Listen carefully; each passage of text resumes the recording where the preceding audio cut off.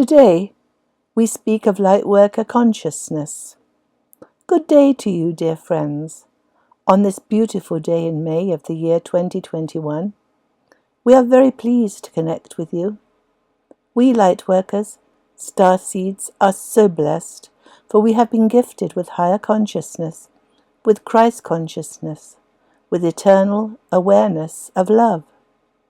Love, wisdom, discernment, kindness, communion, camaraderie, gratitude, peace and joy are the attributes that define us now as we raise higher and higher in frequency. We are Lightworkers. We are starseed consciousness in human bodies, and we are realizing the truth of our being. We are at last understanding who we truly are. We have broken free of the deep and dark programming that created our perceived reality here on planet Earth. Hitherto, we had thought that all of humanity, all the souls ensconced in human hearts, were the same. We thought that we were all similar humans, striving to better ourselves, striving to break free from low-level third-dimensional programming.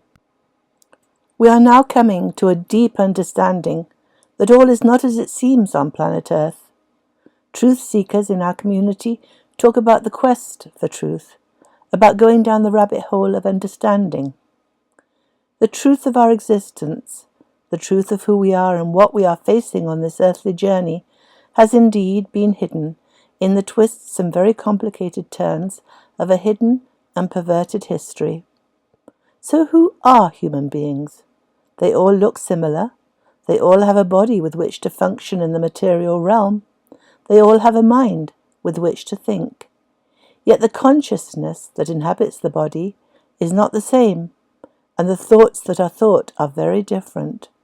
The morality that is held, the principles and beliefs that are lived by, are widely divergent.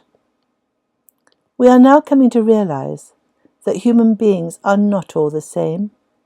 The human body is just a biological computer created to house our soul. As we have said before, we are as laptops who are attached to their God, attached to the central master computer.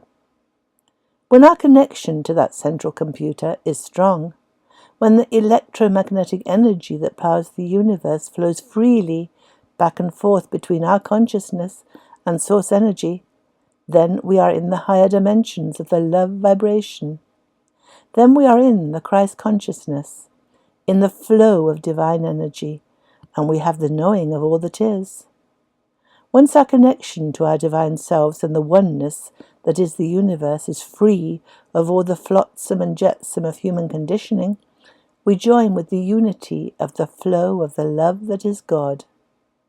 Then, as we open our portal to the divine, we are indeed all one, and we bask together in the love, the joy, the bliss, the peace that passeth all human understanding. And the glory of it is that we Lightworkers are moving into that vibration.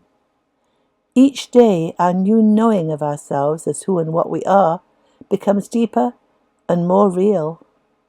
It is the world around us now that seems to be unreal, that is becoming the dream, the illusion that it truly is. We are living a great stage play, a hologram. We are in a matrix, where many different and assorted actors are playing their parts. These actors each have radically different thought systems and radically different objectives in life. For our world was so set up that there are many different consciousnesses inhabiting human bodies. We, the Lightworkers who volunteered to come to Earth to help raise the frequency of humanity, are only one of the inhabitants of planet Earth. We came here to help the consciousness of mankind rise up out of its heavy entrainment, an entrainment that had become inescapable, for humanity has been so deeply indoctrinated, so heavily programmed, that they could not free themselves. We came to Earth to help humanity, to aid third-dimensional mankind. Their frequency, their understanding has been so programmed into negativity by their controllers, who play the part of the devil, the part of evil in this earthly adventure. The controllers, the extraterrestrial reptilian bloodline in human form, are yet again of a different consciousness. When these ETs came to Earth, they brought with them an understanding that they were superior to mankind. In fact, along with many other extraterrestrial species, they mixed their DNA with that of humanity, and so created third-dimensional mankind. These evil ones, masquerading in human form, have no heart. They believe that humans are their food, both physically and energetically. They live off mankind's misery and degradation. They are the cause of all the pain, agony, and discomfort that mankind feels. They play the part of the devil, of evil here on earth. As such, they have perverted the beauty, the love, the honest government that is man's natural inheritance.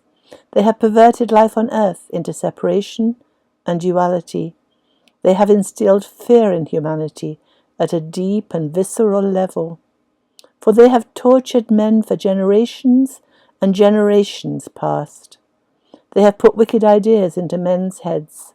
They have used their devious methods, their dark deeds, to pervert humanity from the straight and narrow path of love to darkness and self-hatred. And as mankind has learned to hate and disrespect his holy self, so he also hates and disrespects his brethren. So there are many different and clashing consciousnesses here on earth. Firstly, ourselves, light-worker souls that have broken free from earthly entrainment and are now striving to live in higher vibrations. We are transmuters of darkness, transmitters of love. We are spreading our love, our light, and so helping men to break free from their bitter, indoctrinated thought prison. Secondly, there is the controller's bloodline. They are the reptilian beings in human form who are service to self and whose main aim is the destruction and degradation of humanity. Thirdly, we have those humans, the true humanity, who are deeply trapped, darkly caught in the trap of evil programming that their controllers have provided. They are the beings whose reality, whose entrainment we came here to transform. There are yet more and different consciousnesses in human form, but these three are the ones we need concern ourselves with. The point is that life on earth is not what it seemed. It is a massive stage play, a pantomime that is being acted out. We lightworkers have taken on a mammoth task. We are unwinding our own programming and, in so doing, we are lifting humanity's frequency. As we navigate the days of our lives, as we meet humanity one-to-one, day by day, we are radiating light and so transmuting their darkness and negativity and returning many to the light. This is quite a challenging and a heavy task, for we feel the pain that we are transmuting. We are feeling the dark, the difficult, the desperate feelings of humanity. We could not do this if we were not the empaths that we are. Those humans who are at a lower frequency would not have survived the buffeting and the deep pain that we have felt. You are very brave, indeed. And this, dear hearts, this is what we came here to do. We are fulfilling our destiny in the most magnificent way. We are the meek, and the meek shall inherit the earth. And as our brethren are still sleeping, they who are in a dream look at us as inferior, as easy targets for their greed and their hatred, and we soldier on regardless of the slings and arrows, the pokes and prods that are directed against us. It is true that according to the law of attraction, we draw towards us events and happenings that match our thinking. To put it simply, positive thoughts engender positive happenings, and negative thoughts bring about the very events they focus on. We attract what we judge, until we stop judging what we attract. In the stage of our human entrainment into fear, we judged our narcissistic brethren, and so attracted their judgment against us.